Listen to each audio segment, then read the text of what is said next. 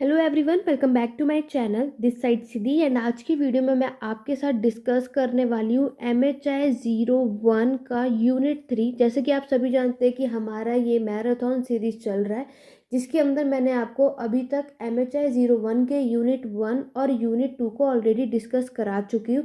तो जितने भी लोगों ने उस वीडियो को नहीं देखा है कम्प्लीटली, आप लोगों को क्या करना है, MHI 01 की प्लेलिस्ट को जा कर के चेकआउट करना है। वहाँ पर आपको ये सारी वीडियोस देखने को मिल जाएगी। और इसके अलावा जैसे कि मैंने आपको ऑलरेडी सारी आपकी डेट शीट भी आ चुकी है और हमने ये देख लिया कि आपके एग्ज़ाम बहुत जल्दी स्टार्ट होने वाले हैं। तो आपको कहाँ पे कैसे क्या पढ़ना है, अगर आपने कुछ नहीं पढ़ा तो आपकी ये वीडियो बहुत ही ज़्यादा हेल्पफुल होने वाला है। वैसे मैंने आपको ऑलरेडी MHI 1 में मैराथन सीरीज चलाई थी, जिसमें मैंने आपको सारा कुछ बताया हुआ है। आप उन वीडियोज़ को जाके ज़रूर देखना। बट यहाँ पर क्या है कि मैं आपको हर एक चैप्टर से अब कुछ चीज़ें इंपॉर्टेंट बता रही हूँ। जैसे कि मैंने आपको पहले भी बताया कई वीडियोस में कि अगर आप लोगों ने जो आपका ब्लॉक फर्स्ट है, ठीक है, जिसके अंदर आपको टोटल 5 चैप्टर्स देखने को मिलता है। और अगर आपने 5 तो इतना एग्जाम में नहीं आता, अगर आपने स्टार्टिंग के ये 4 अच्छे से कर लिए तो यहाँ से दोनों पूरे 4 चैप्टर को मिला के आपसे 2 क्वेश्चन पूछे जाते हैं। और यानी कि 30 मार्क्स, एक क्वेश्चन 20 मार्क्स का होगा और एक क्वेश्चन आपके 10 मार्क्स का होगा। तो अगर आप लोगों ने फर्स्ट ब्लॉक बहुत अच्छे तरीके से कर लिया तो 30 मार्क्स आप लोगों के हाथ में होगा। तो अभी तक मैं आपको फर्स्ट चैप्टर और सेकंड चैप्टर करा चुकी हूँ। आज मैं आपको थर्ड चैप्टर के बारे में बताने वाली हूँ। यहाँ पर बेशक ये इंग्लिश में PDF है, लेकिन यहाँ पर हिंदी वाले स्टूडेंट को भी कोई प्रॉब्लम नहीं आएगी, क्योंकि मैं सारा कुछ हिंदी में भी साथ साथ बोलती रहूँगी कि आप लोगों को कोई भी प्रॉब्लम ना आए। वीडियो के एंड तक बने रहना। इसके अलावा आपको कोई डाउट या क्वेरी आप मुझे कमेंट के थ्रू, नहीं तो टेलीग्राम चैनल का लिंक डिस्क्रिप्शन बॉक्स में, वहाँ पर आप मुझसे पूछ सकते हैं। ठीक है, पेड क्लासेस भी है अब अवेलेबल है। तो जिन्होंने अभी तक पेड क्लासेस के लिए नहीं है, या जितने भी हमारे चैनल पे नए आए हो, पेड क्लासेस के लिए व्हाट्सअप नंबर आपको नीचे डिस्क्रिप्शन बॉक्स में मिल जाएगा। बाकी की इन्फॉर्मेशन अपडेट आप वहाँ ले सकते हैं। तो आप टेलीग्राम इंस्टाग्राम हैंडल, जो कि हमारा हिस्ट्री एडू पॉइंट, कहीं पर भी आप अपनी चीज़ें पूछ सकते हो। तो आपको कुछ भी लग रहा है कि आपको कुछ भी डाउट या क्वेरी है, आप मुझसे वहाँ पर पूछ सकते हैं। पेड क्लासेस अगर आप लेना चाहते हैं तो हिंदी और इंग्लिश मीडियम आप ले सकते हैं। यहाँ पर आपको रिकॉर्डिंग क्लासेस, PDF सब कुछ प्रोवाइड की जाएगी। ठीक है, बाकी जो पेड क्लासेस नहीं ले सकते वो आप हमारे यूट्यूब चैनल पे, तो मैंने इतनी वीडियोस डाली दी है कि आपने उसको अच्छे खासे तरीके से कर लिया तो आप 80+ स्कोर ईजिली से कर सकेंगे। बहुतों के माइंड में ये आता है कि क्या 80+ आते भी है, बिल्कुल आते हैं। और बहुत सारे ऐसे जितने भी स्टूडेंट्स को मैंने पढ़ाया उनके आए भी हैं। तो यहाँ पर अगर आपको जिस तरीके से मैंने अपनी वीडियोज़ में आपको चीज़ें बताई हैं, कैसे लिखना है, क्या क्या करना है, वो सारा कुछ अगर आपने फॉलो किया तो आप लोग भी अच्छा स्कोर कर सकते हैं। अगर आपने अभी तक कुछ नहीं पढ़ा तो जितना मैंने आपको बताया आप उतना भी कर लेंगे, आपका काम बन जाएगा। तो बिना टाइम वेस्ट करे चलिए बढ़ते हैं। अभी तक मैंने आप सभी को फर्स्ट यानी पूरा पाषाण काल चैप्टर पढ़ा दिया, जो आपका हंटिंग और गैदरिंग था, शिकारी और संग्रहण। दूसरा चैप्टर आपका पशुपालन खाना बदोश यानी पेस्टोलिज्म नोमैडिज्म के ऊपर था, जो कि हमने कंप्लीट कर लिया है। आज हम करेंगे ट्रांजिशन टू एग्रीकल्चर, जो कि है आपका कृषि की ओर संक्रमण।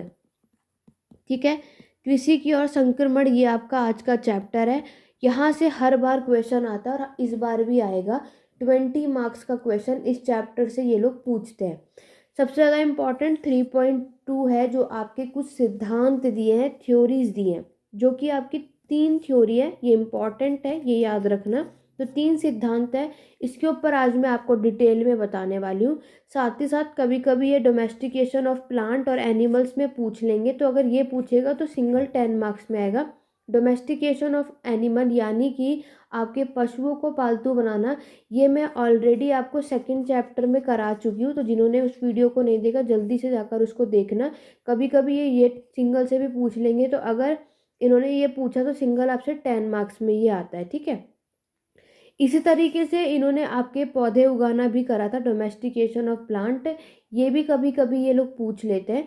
और रही बात 3.4 की, अगर मैं बात करूँ तो यहाँ पर इसमें आपका पूरा बताया है कि आपके साउथ वेस्ट एशिया यानी कि आपके दक्षिण पश्चिम एशिया में कैसे खाद्य उत्पादन की शुरुआत होती है, ये भी पूछ लिया जाएगा।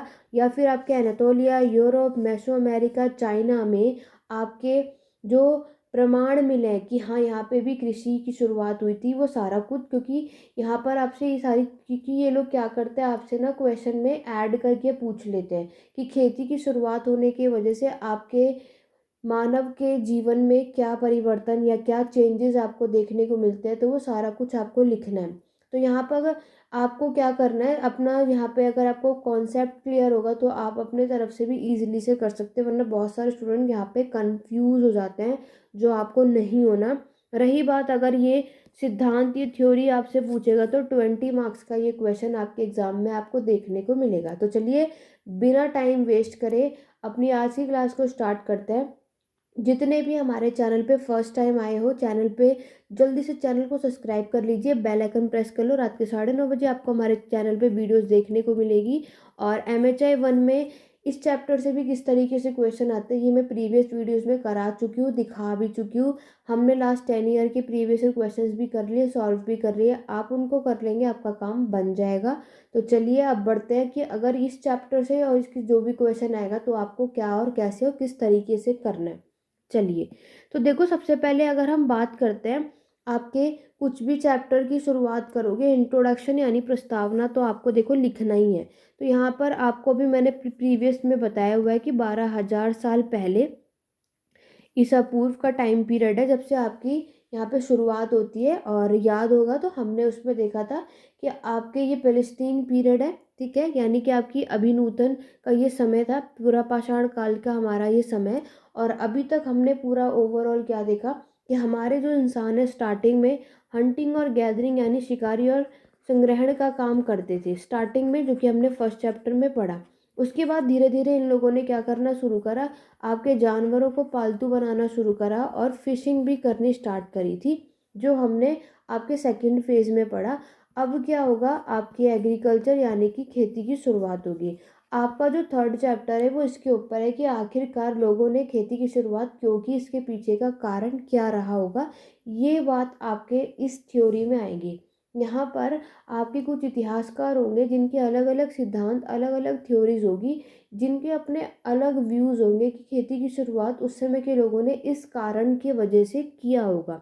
तो आज की क्लास में जो ये पूरा चैप्टर है इसी पे बेस्ड है कि आखिरकार खेती की शुरुआत यानी आपकी एग्रीकल्चर की शुरुआत किस वजह से हुई थी।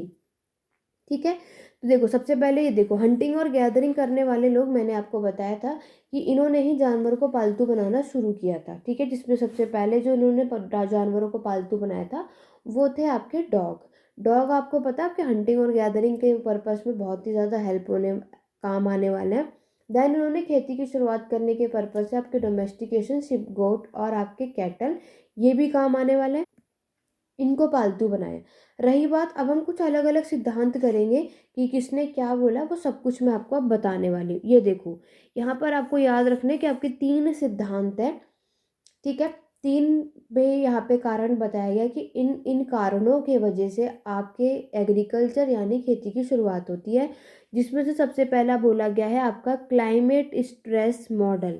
क्या बोला गया है? क्लाइमेट स्ट्रेस मॉडल, यानी कि आपके जलवायु दबाव का प्रारूप। इसमें आपका एक ओसिस थ्योरी कल्चर मॉडल दिया है, एक आपका मरुद्वीप सिद्धांत दिया हुआ है। इसमें क्या है मैं आपको बताती हूँ।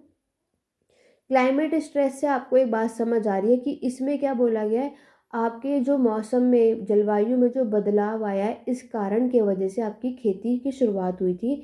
जैसे कि आपको याद होगा मैंने आपको बताया था पूरा पाषाण काल यानी पैलियोथिक पीरियड में जो आपका मौसम था वो बहुत ठंडा था, यानी कि आसपास का एरिया पूरा आपके बर्फ से, आइस से कवर था, ये मैंने आपको बताया था।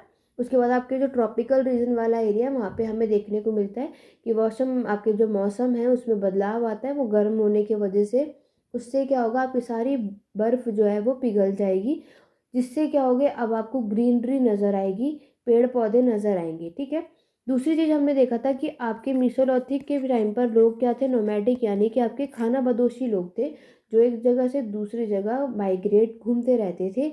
और जब आप एक चीज़ देखो कि खाना बदोशी लोग आपके इतने सारे जगहों पर घूमेंगे तो ऑब्वियस सी बात है कि उन्हें अच्छी खासे एनिमल्स और आपके प्लांट्स की नॉलेज हो जाएगी कि कौन से पेड़ पौधे कब कहाँ कौन से सीज़न में उगते हैं और उनको कितना टेम्परेचर, रेनफॉल, कैसा इन्वायरमेंट चाहिए अब आपके लोगों को इस चीज़ की अच्छी खासी नॉलेज हो चुकी है, ठीक है। बाकी आपका क्लाइमेट जिस तरीके का खेती के लिए होना चाहिए वो अब था, इस वजह से ये स्टार्ट हुआ है, ऐसा बोला जाता है। आपको कुछ नहीं करना, देखो कहानी आपको समझ में आ गई, स्टोरी तो आप लिख लोगे, मेन जो फोकस है वो है आपका नाम। क्लाइमेट स्ट्रेस मॉडल में सबसे पहला जो आपको नाम याद रखना है, आपका जो ये मरुद्वीप सिद्धांत है यानी ओसिस थ्योरी को दिया था किसने, आपके गॉर्डन चाइल्ड ने, ठीक है। गॉर्डन चाइल्ड, ये आप हिंदी में भी लिख लेंगे, नाम में इतना कुछ बदलाव है नहीं। तो गॉर्डन चाइल्ड थे जिन्होंने ये थ्योरी दी थी, और जिन्होंने क्या कहा था कि, और याद होगा, इन्होंने आपके इन्हीं गॉर्डन चाइल्ड ने ही क्या किया था, आपके न्यूलॉथिक रेवोल्यूशन यानी कि आपके नवपाषाण क्रांति का जो ये टर्म है इन्होंने ही दिया था। और इन्होंने ही कहा था जब से खेती की शुरुआत हुई थी वो फेज़ आपका क्या आता है, नवपाषाण क्रांति, ठीक है। खेती की शुरुआत हमारे इस समय पर की गई थी, ऐसा गॉर्डन चाइल्ड ने कहा था अपनी इस थ्योरी में। तो यहाँ पर क्या है कि आपको पता है कि अब पेड़ पौधे उगने लगे थे आपके, क्योंकि अब आपका ऐसा मौसम था। तो इन्होंने बोला कि आपका क्लाइमेट मौसम में बदलाव आया, और जिस तरीके से आपकी फिर बर्फ़ पिघली तो आपको पेड़ पौधे उगने लगे थे वहाँ पर, ये सारा कुछ आपको देखने को मिलता है, ठीक है। फिर धीरे धीरे आप देखोगे आपके ओसिस में भी, अब सबको माइंड में ये होगा ना डेजर्ट वाले एरिया में कैसे आपको ग्रीनरी नज़र आएगी, लेकिन जैसे कि आप देखोगे कि ये आपका ओसिस है, आपका डेजर्ट एरिया है, लेकिन इसमें जहाँ भी नदियाँ होंगी, रिवर होंगी, उसके आसपास आप देखोगे पेड़ पौधे होंगे। बाकी ये सारे ज़मीन पे तो नहीं होगा, वो तो ऑब्वियस की बात है, वहाँ डेजर्ट एरिया है, लेकिन जहाँ पे नदी होगी उसके आसपास आपको पेड़ पौधे देखने को मिलेंगे ही मिलेंगे, ठीक है। और उसके अकॉर्डिंगली फिर जैसे कि यहाँ पर आपके जानवरों को पालतू बनाया गया, वो तो आपने ऑलरेडी देख ही लिया था, ठीक है। तो इस तरीके से इनका गॉर्डन चाइल्ड का क्या मानना है कि आपकी खेती की शुरुआत होती है क्योंकि हमारे मौसम में बदलाव आता है। चलिए, इसी थ्योरी के अंदर ही आपको नेक्स्ट नाम याद रखना है, रॉबर्ट ब्रेडवुड। देखो अगर ये क्वेश्चन आएगा आपको इनके नाम याद रखना बहुत ज़रूरी है, अगर इनके नाम के बगैर आपने इस क्वेश्चन को करने की कोशिश करी तो आपके मार्क्स अच्छे नहीं आएंगे, ठीक है। तो रॉबर्ट ब्रेडफ्रूट 1950 के टाइम पर इन्होंने भी अपनी बातें बोली, इन्होंने बहुत आम चीज़ नॉर्मली सी बात बोली, और इन्होंने आपके गॉर्डन चाइल्ड की जो ओसिस थ्योरी है ना आपके मरुद्वीप सिद्धांत को, इसको क्रिटिसाइज करा, इसको मना करा, इसको चुनौती यानी चैलेंज करा, ठीक है। इनका ऐसा कुछ नहीं मानना है, इन्होंने बोला कि आपके खेती की शुरुआत बहुत नॉर्मली है, इतने सारे पेड़ पौधे थे तो इन्हें करना ही था। इनका मानना था कि ये इनकी संस्कृति है, ये इनका कल्चर है, ये इन्हें, क्योंकि ये खाना बदोशी लोग थे, इन्हें अच्छी खासी अब नॉलेज हो चुकी थी आपके प्लांट्स और एनिमल्स की, तो ये आगे जाके खेती करते ही कोई बड़ी बात नहीं, ये इनकी कल्चर में ही है, ठीक है। जैसे आज हम लोग जो भी पढ़ते हैं तो हमें पता होता है कि फ्यूचर में हमें क्या बनना है, तो उससे रिलेटेड हम अपने कोर्स को करते रहते हैं। तो फिर हम कोई भी कोर्स करते हैं तो सामने वाला ऑलरेडी बता देगा अच्छा आपको ये बनना है। तो ऐसे ही क्या होता है, क्योंकि हमें पता होता है कि हमें इस लाइन में जाना है तो हम ये सारी चीज़ें करते हैं। ऐसा है रॉबर्ट ब्रेडवुड का क्या मानना है कि यही इनका कल्चर है, इन लोगों को अच्छी खासी नॉलेज है, तो ऑब्वियस सी बात है कि अभी खेती की शुरुआत इन्होंने की थी, ऐसा आपके रॉबर्ट ब्रेडवुड का मानना था, ठीक है। आगे चलेंगे, इसके बाद इसी सिद्धांत में जो आपको थर्ड नाम याद रखना है, वो नाम याद रखना आपके कार्ल सोर का, ठीक है। ये आपके आए 1952 में। और दूसरा नाम नेक्स्ट फोर्थ जो आपको नाम रखना है, रॉबर्ट मैक एडम्स, ठीक है। ये दोनों को एक साथ रखना है। ये दोनों कब आए थे, 1952 में, ये 1950 में आए थे। इन दोनों का क्या मानना है कि आपकी खेती की शुरुआत जिसने की थी वो कौन थे, इनका मानना था कि आपकी जो खेती की शुरुआत हुई थी वो किसने की थी, आपके फिशरमैन ने, जो मछुआरे होते हैं ना, उन्होंने खेती की शुरुआत की थी, ऐसा आपके कॉलसार और आपके रॉबर्ट मैक एडम्स का मानना था। इन्होंने बोला क्यों ऐसा, अब आप एक सेंस लगाओ कि इन्होंने ऐसी बातें क्यों बोली। आपको भी पता है कि जब आपको एग्रीकल्चर खेती करनी है तो उसके लिए आपको एक जगह पे बहुत लंबे समय तक रहना होगा या परमानेंट सेटल होना पड़ेगा। और अभी तक हमने प्रीवियस चैप्टर में देखा कि अभी तक लोग जो है वो खाना बदोशी हैं, टेम्पररी सेटलमेंट में रहते हैं, अस्थायी हैं, एक जगह नहीं रहते क्योंकि वो घूमते रहते हैं। लेकिन अगर आपको मछली पकड़नी होगी तो मछुआरे एक ऐसे जिनको लंबे समय तक एक जगह रुकना पड़ता था, तो इनको अच्छी खासी हैबिट है, तो इन्हीं लोगों ने खेती की शुरुआत करी होगी, ऐसा किसका मानना था? आपके कार्ल सॉर का और आपके रॉबर्ट मैक एडम्स का। ये याद रखना है आपको, ऐसा इन दोनों ने बोला कि आपकी खेती की शुरुआत किसने करी है? आपके मछुआरे यानी कि फिशरमैन ने। ठीक है, ये था आपका पूरा का पूरा क्लाइमेट स्ट्रेस मॉडल, जिसमें आपको ये 4 नाम याद रखने हैं। एक ने बोला कि क्लाइमेट में बदलाव आया, उस वजह से खेती की शुरुआत हुई। दूसरे ने कहा कि ये इनका कल्चर है, इनकी संस्कृति है, इसीलिए इन्होंने ये काम करा ही है।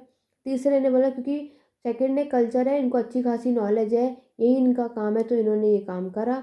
लेकिन जो तीसरे आते इन्होंने बोला कि आपकी खेती की शुरुआत आपके मछुआरे ने करी है, क्योंकि वो एक ऐसे लोग हैं जो परमानेंट एक जगह पे लंबे समय तक रहते हैं, और खेती करने के लिए भी सेम हमें एक ही जगह रहने की आदत हैबिट होनी चाहिए, जो कि आपके खानाबदोशी लोगों में बिल्कुल भी नहीं था।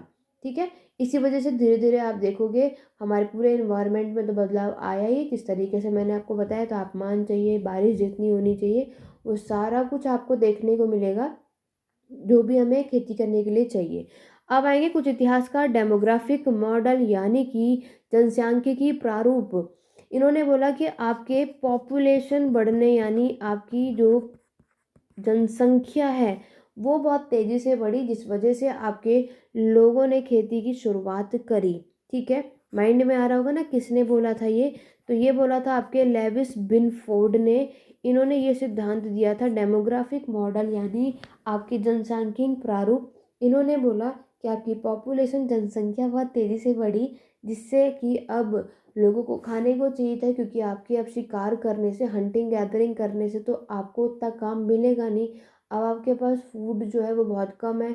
इसी वजह से इन लोगों ने क्या करा? आपके खेती की शुरुआत करी, क्योंकि पॉपुलेशन बहुत तेज़ी से बढ़ रही थी, ऐसा इनका मानना था। पॉपुलेशन बढ़ने के भी 2 तरीके आपको पता है।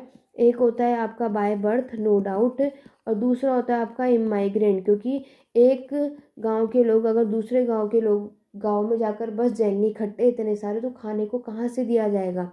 इसीलिए पॉपुलेशन सडनली बहुत तेज़ी से बढ़ी, और कोई ऑप्शन है नहीं, क्योंकि पेड़ पौधे भी आपको कितना देंगे?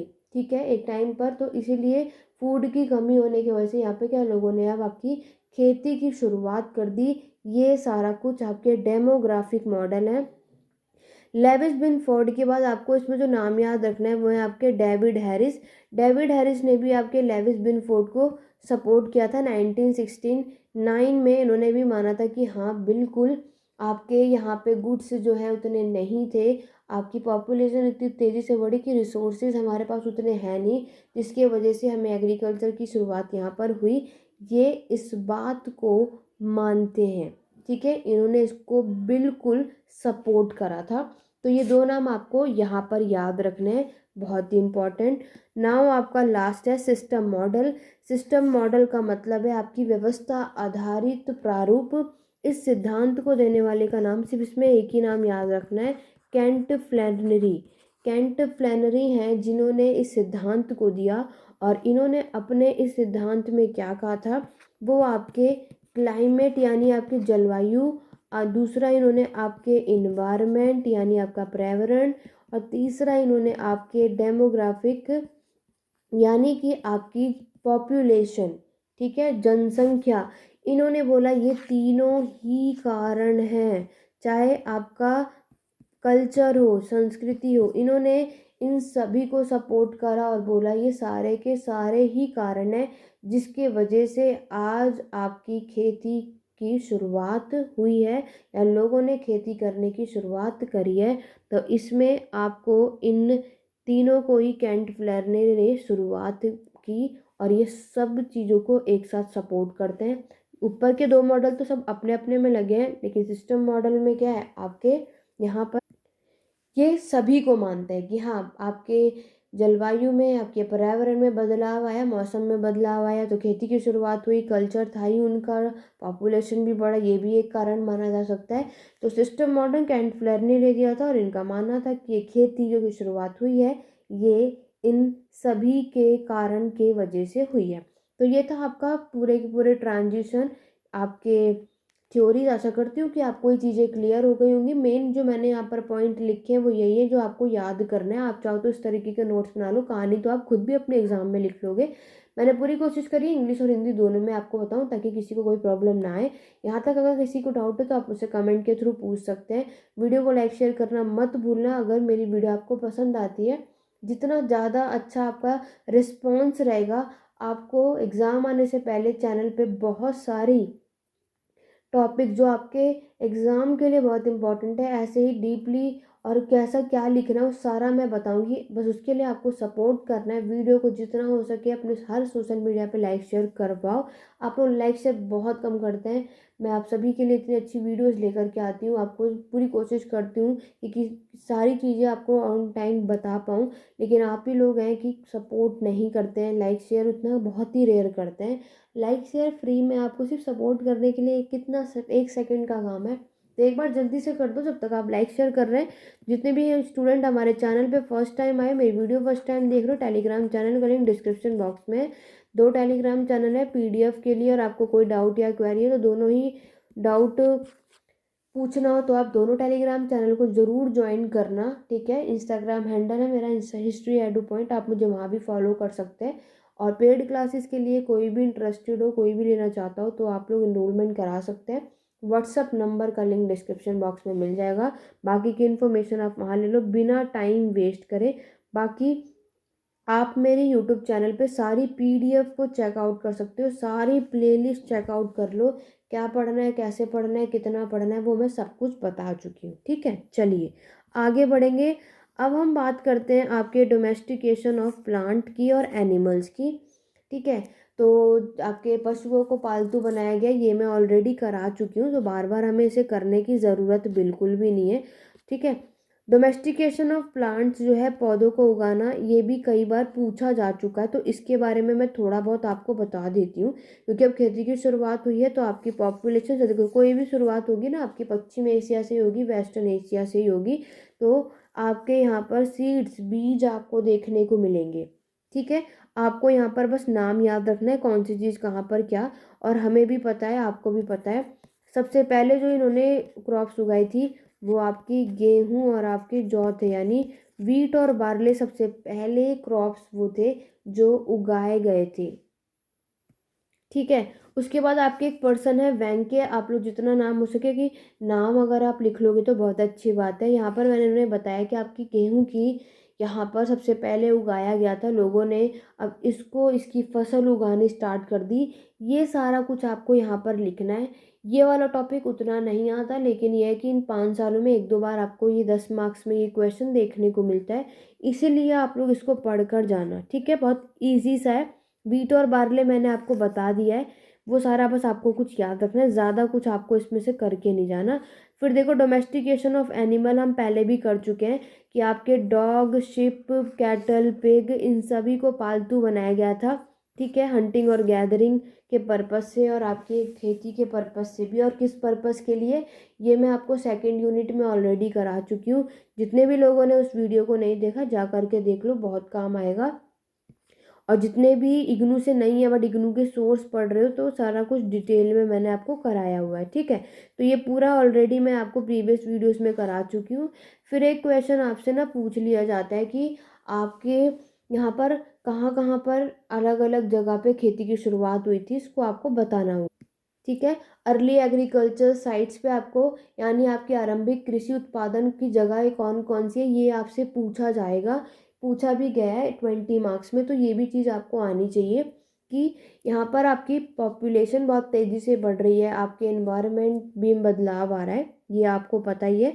आपके इकोलॉजिकल कंडीशन में चेंजेस है, आपके पॉपुलेशन में आपको बदलाव देखने को मिल रहा है। तो यहाँ पर लोगों ने आपके पेड़ पौधे हों, आपके जानवर हो, इन सभी का यूज़ करना शुरू कर दिया था। ये हम पहले भी पढ़ चुके हैं और अभी तक हम पढ़ते हुए जा ही रहे। आपके जो हंटर गैदर थे पश्चिम एशिया में, इनकी लाइफ में भी आप बदलाव देख ही रहे हो, कैसे ये हंटिंग गैदरिंग से आज खेती करने तक आ चुके हैं। ये सारा कुछ यहाँ पर बताया है। अब अगर हम बात करते हैं आपके food production south west Asia में, आपके जो दक्षिण पश्चिम एशिया में खाद्य के उत्पादन की शुरुआत हुई थी, इसके बारे में बताया गया है। यहाँ पर क्या बताया गया कि 15,000 बीबी में के बाद आपके जो तापमान है, जो आपका टेम्परेचर है, बहुत तेज़ी से बढ़ा। उसके बाद 3,000 साल के बाद यहाँ पर अब आपको जगह देखने को मिलेगी आपके लेवेंट या फिर सीरिया। यहाँ पर क्या है, सबसे ज़्यादा फॉरेस्ट यानी आपके जंगल आपका विस्तार होने लगा। ठीक है, उसके बाद आप देखोगे कि क्योंकि अभी हमने स्टार्टिंग में देखा, जब आपको होलोसिन पीरियड था, पुरापाषाण काल के समय पर आपका क्लाइमेट बहुत ठंडा था, उसके बाद उसमें नमी आती है जिसकी वजह से बर्फ़ पिघलती है। तो ये सारा कुछ आप देखोगे। फिर मैंने आपको बताया था आपका पेस्ट्रोलिज्म यानी कि आपके पशुपालन की शुरुआत होती है कब, 15,700 बीपी के टाइम पीरियड पे, ये हम देख चुके हैं। धीरे धीरे आपके modern Turkey, Syria, Israel, Iran, Iraq, यहाँ पर इतनी बारिश होती है जितनी आपको ज़रूरत है। ठीक है, उसके बाद वीट और बार्ले हम पहले भी करके आ चुके हैं। वाइल्ड वीट और बार्ले, ये दो खेती है जो सबसे पहले की गई और कराई भी गई। उसकी वजह से आपके शिप हुए, गॉट हुए, ये सब आपके खेती करने के पर्पस में बहुत काम आने वाले हैं। ठीक है, चाहे आपकी फ़िशिंग हुए, क्योंकि हमने देखा कि मछली भी आपके अब फ़िशिंग भी की जा रही है, उसकी शुरुआत हो चुकी है। और आपकी भेड़ बकरियों का भी यूज़ किया जा रहा है और आपकी मछलियों का भी इस्तेमाल यहाँ पर ये लोग कर रहे हैं। फ़िलिस्तीन की गुफाओं में आप देखोगे ये लोग यहाँ रहते थे। ठीक है, हर एक जगह किस पर्पस से कहाँ रहते थे, क्या काम करते थे, वो सारा आपको हर बताना है। एनातोलिया में मैंने आपको बताया था कैटल सबसे पहले, यानी मवेशियाँ आपके सबसे पहले यहीं पर आपको देखने को मिलते हैं। इन लोगों ने सबसे पहले उसको डोमेस्टिकेट किया था। उसके अलावा आपका गेहूँ हुआ, जौ हुआ, मटर हुआ, मसूर हुआ, इन सभी के दाने हमें वहाँ पर साथ में मिलते हैं। और कई जगह पर हमें बोन्स यानी आपकी हड्डियों का भी प्रमाण देखने को मिलता है। ये सब कुछ मैं आपको बता चुकी हूँ। तो यहाँ पर जो आपके हंटिंग गैदरिंग, जो शिकार करने वाले जो लोग हैं ना, वही लोग आपकी खेती भी करेंगे, वही पशुपालन का काम भी करते हैं, कुछ आपके वही हंटिंग गैदरिंग का ही काम करते हैं। ये आपको याद रखना है, इसमें कंफ्यूज नहीं होना। ठीक है, जैसे कि आपको हर बस इसमें क्या करना है, आपको नाम बताना है कि कहाँ पर कौन से एनिमल किसको यहाँ पर पालतू बनाए गए, ये सारा कुछ लिखना है। फिर आगे चलते हैं। देखो नेक्स्ट टॉपिक की अगर हम बात करें, एविडेंस। अब आपके Anatolia, Europe, Mesoamerica, China में जो आपके लोग मिलते हैं उसकी बात करें। अनातोलिया में देखो सबसे ज़्यादा आपके ना भारी बारिश होती थी, हैवी रेन आपको देखने को मिलेगा। ठीक है, और अगर मैं आपकी बात करूँ कोयानो में, यहाँ पर आपकी एग्रीकल्चर की शुरुआत होती है 9,400 से 8,750 बीपी का टाइम पीरियड है, जब से आपको यहाँ पे खेती की शुरुआत देखने को मिलती है। ये जगह माइंड में आ रहा होगा ना कि कहाँ है, तो ये आपके साउथ ईस्ट टर्की में आपको ये देखने को मिलता है। ठीक है, ये सारा कुछ आपको बताना है। फिर आपको इसके अंदर बताना है कि आपके यूरोप में वीट और बार्ले, आपका गेहूँ और जो आपका जो है इसका कल्टीवेशन स्टार्ट किया गया। और ग्रीक में, ठीक है, आपका ग्रीस हुआ। तो यहाँ पर आपकी शुरुआत देखोगे कि कैटल हुए, आपके मवेशियाँ हुए, आपके पिग यानी सुअर आपको देखने को मिलेंगे, गोट यानी बकरी, इनको पालतू बनाया जाना लगा था। ठीक है, यूरोप अगर हम देखेंगे, यहाँ पर भी आपकी बहुत ही फर्टाइल लैंड थी, बहुत ही उपजाऊ ज़मीन थी। और यहाँ पर सबसे ज़्यादा हंटर, जितने भी शिकारी थे ना, वो यहाँ पर आकर सेटल हो गए थे। ये सारा कुछ आपको इसके अंदर लिखना है। ऐसे ही कुछ और भी कंट्रीज़ के नाम हैं, आपको वो याद रखना है जितने भी आप लोग कर सको। ठीक है, और आपको पता है कि खुद के लिए और अपने जानवरों के खाना ढूंढने के लिए ये एक जगह से दूसरी जगह माइग्रेट करती थी। ठीक है, फिर ये मौसम के अकॉर्डिंगली अपने माइग्रेशन करते थे कि, है ना, जैसा मौसम होता है। ठंडे मौसम में अगर हम बात करें तो ये लोग क्या करते थे, आपके हंटिंग का काम करते, शिकार का काम करते थे। जैसे ही गर्म का मौसम आता था तब ये गैदरिंग यानी फूड यानी खाना को इकट्ठा करते थे, बीज को कलेक्शन करते थे। ये काम इनके जब गर्म वेदर होता था ना आपका, तब ये काम करते थे। ये आप लोग लिख सकते हो।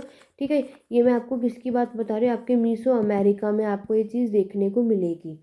तो ओवरऑल फिर धीरे धीरे आप क्या देखोगे कि कृषि आपको धीरे धीरे हमें क्या देखने को मिलेगा कि ये पूरा सब सारा कुछ आप देखोगे ना, पूरे चैप्टर में यही बताया गया ये पूरा, ठीक है, जो मैंने आपको यहाँ पर बताया।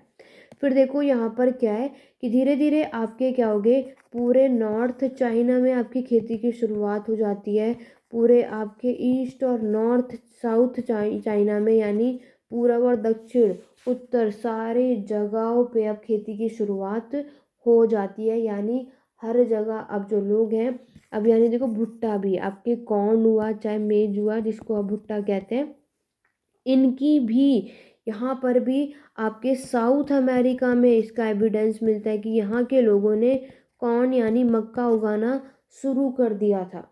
ये सारा कुछ आपको इस चैप्टर में लिखना है। तो यहाँ से क्या है कि क्वेश्चन ये लोग कहीं से भी कुछ भी घुमा कर पूछेंगे तो अब आप इजीली से कर पाओगे, इसलिए मैंने आपको इन शॉर्ट में पूरा चैप्टर एक साथ ही बता दिया। मैंने आपसे पहले कहा 4 चैप्टर अच्छे से करोगे, सबसे ज़्यादा आपको सेकंड और थर्ड चैप्टर करके जाना है। फर्स्ट और फोर्थ से भी कुछ भी आ सकता है, सबसे ज़्यादा फर्स्ट और फोर्थ से आपसे टूल्स यानी उपकरण पूछे जाते हैं, जो मैं पहले बता चुकी हूँ।